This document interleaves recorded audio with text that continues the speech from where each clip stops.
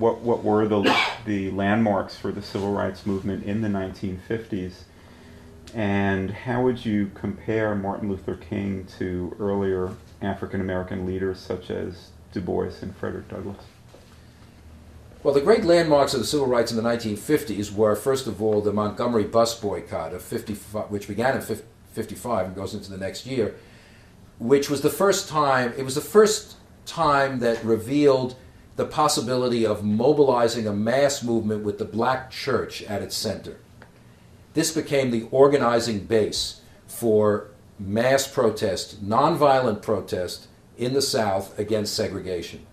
And the victory of the Montgomery bus boycott showed the possibility of this new tactic of massive nonviolent resistance, even in the heart of the Deep South, the most violent, segregated area of the country.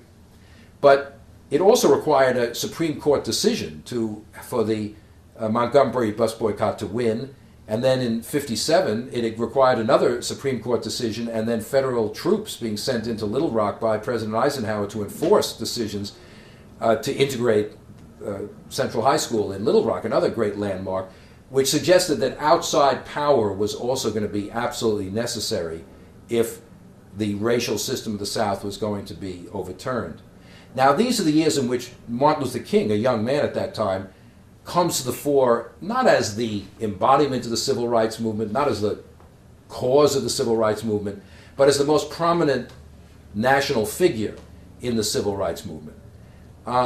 And King was a brilliantly eloquent speaker who had the capacity to draw on traditional American values and deep traditional Christian values in the cause of civil rights, and to use the mass media. King was a master of he knew that television was now putting daily events right into people's living rooms every single day. And if he could shape the way the black movement was presented, it would have a powerful effect on public opinion, which he did. And he used television, in effect, to force white America to think, to face up to, what it really wanted the country to be. Who were they? Who was white America if it was willing to sit by with all this injustice existing? And it really brought that issue right into people's homes in a way that hadn't been before. So, in a way, King is the descendant of Frederick Douglass, of Du Bois, of black leaders who were advocates for integration, for democracy.